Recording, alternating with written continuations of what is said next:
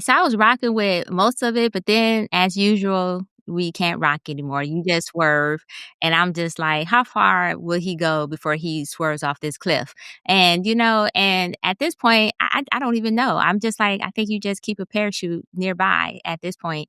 And so, because for me, I was looking at this, and initially my issue was that it did target Black men in particular, and which meant the target audience was Black women, because I looked through the pictures for the marketing and so forth, and I understand they did identify that audience. The selling point was that it was for women, meaning all women. But in the end, all the pictures were Black men. And to be honest, I was offended by the fact that this was what they decided to go with, because basically it fed into every single narrative.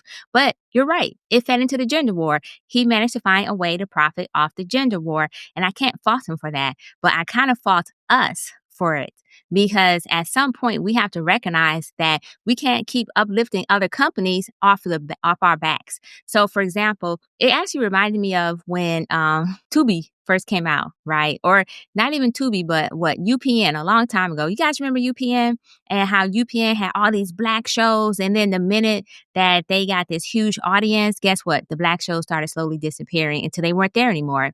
And then they merged with Fox, I believe it was. And so it's like, once again, we're seeing the exact same pattern repeat itself, but we never have the opportunity, as if we're too slow to say, oh, this pattern looks familiar. Because you know why? Because we have a tendency to be self-serving. And in this case, the self-serving was, hey, I want to shit on somebody else.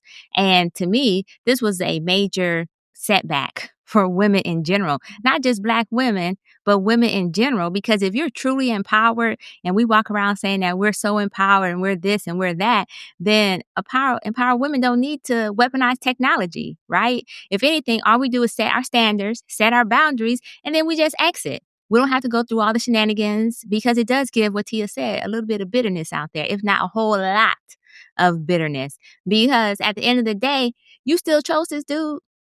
And once you decide to exit, exit quietly, exit gracefully, and leave it to the next person. Because just because he have been trash to you doesn't mean he's going to be trash to the next person. So why are you setting this person up for failure because y'all two didn't connect? And I think that's a major disservice to the Black women and Black men, but in general. But I get it, because guess what?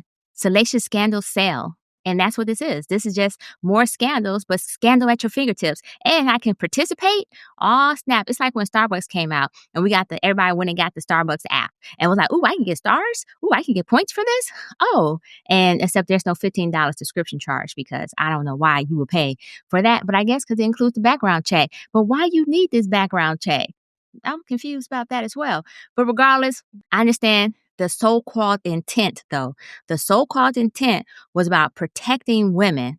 And under the guise of protecting women, it became, hey, this is for your safety. We're putting you on to these bad actors and bad characters. And then it morphed into this bullshit that it is now, which is just basically a blame game rag, right? A blame game app. He did this, or blah, blah, blah, blah. And guess what happened?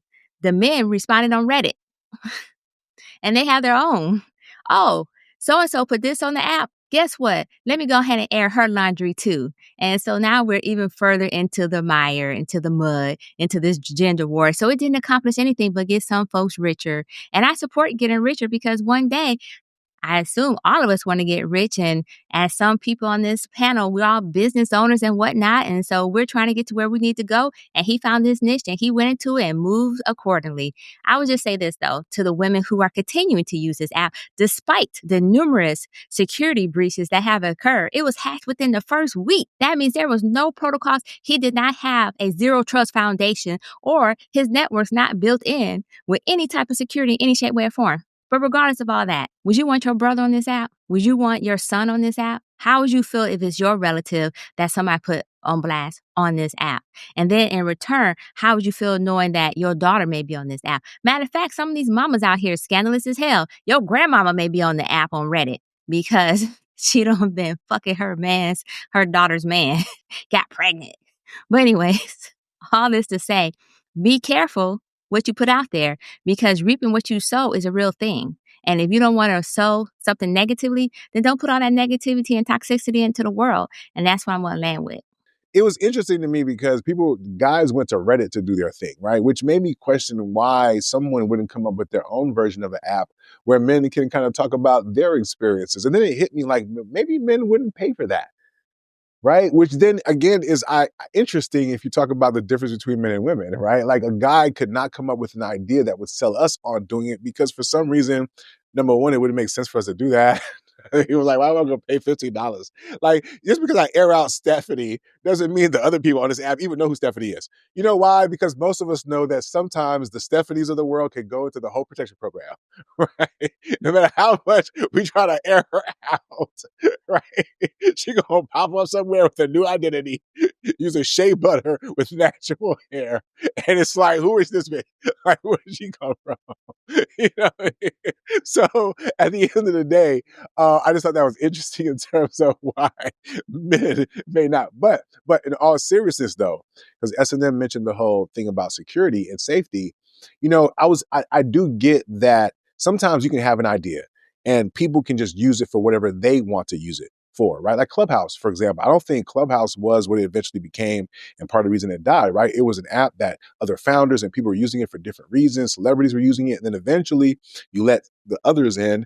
And then unfortunately, one bad apple turns into a million that ruins the entire bunch. You dig what I'm saying? So I don't necessarily blame the founder. Again, I do think that there is, because matter of fact, one of our previous hosts thought about creating something that was around creating safety for women. Right now, it may not have been like salacious in terms of telling your business, but clearly safety. If a guy is a creep, if a guy is doing certain things, I can see there's value in that. Right. In the same way, I mean, I think maybe more frivolously, guys talk so much about body counts and we joke about hofaxes. Right. I mean, if there was a way to actually verify it, would there be value there? Right. So there's a developer out there at the sound of my voice. Call me. You know what I'm saying? Why should this guy be the only guy making money off of our dysfunction? You know what I'm saying? I'll let your boy. But go ahead. I will agree that all business is exploitation, but I think it's at our detriment. And I wish that at some point we would just say, we ain't gonna fuck with that. And I think it also is clear that it's not geared towards men because this is not typical man shit, right? This is not something that men do. And I think the emotional component of women leads us to do these emotionally charged things. And men don't necessarily have time, whether it be ADD, attention, focus. Y'all are not about to open an app and pay $15.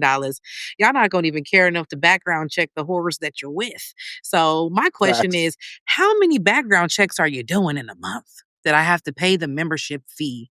Give me the free version where I can scroll and laugh. I don't need to pay because how many niggas do I got? I got 2 per month. I need to. That's like excessive to me. It's like let me add on to the stupidity of this and just make you more of a fool. Give me your money. But yeah, I all business is exploitation. I get that. But then when it's based around stereotypical tropes and we fall into them, I could be mad and not mad at the same time because all money ain't good money, but at least I'd respect it if it was circling through our neighborhood and not theirs. I love that. Circling through our neighborhood and not theirs. One of the things I actually wanted to mention as well was the fact that when we talk about, to me, this seems like a digital witch hunt, by the way. And when we start doing digital witch hunts, and it leads to digital violence, which in turn leads to real life violence. And I think that's something that we have to consider because you guys remember all the cases with cyberbullying where folks were like killing themselves and killing other people because they were being bullied via cyber. And this is no different than cyberbullying to me, regardless if you're saying you're waking it up to whatever, letting people know the ins and outs of a particular person, right? And so I think that's something else that we need to be considerate of when we engage in these type of activities because we never know what the end result is going to be. And that end result may end up with somebody dead. And so we want to be careful of that. But I also want to say that, Tia, you gave the men a whole lot of credit about not putting an app out there because while they may not have put an app out there, they sure did run the Reddit and did their own version, the free version of it. So I'm going to say you gave them a lot of credit, but they was emotional and they went and did the free version and went ahead and, and Because they basically cheap. retaliated against the women. So Maybe it's let's the not broke say they're not ones. emotional. We had a whole episode talking about men can be emotional too. It's okay for them to be emotional. I agree. I agree. Look, the men were just communicating about what was going on, and we had the good foresight not to spend money on that, right? We, however, I'm a little more discerning about where we spend our money, right? Because not everybody who, for instance, so let me pivot a little bit, because I was thinking about how someone was saying, it's kind of weird that the person who founded this particular site was a white person, and they were doing this thing, or they weren't black. And they were doing this thing that did not seem to be beneficial for the culture. And like, why are you meddling in our culture with adverse intent?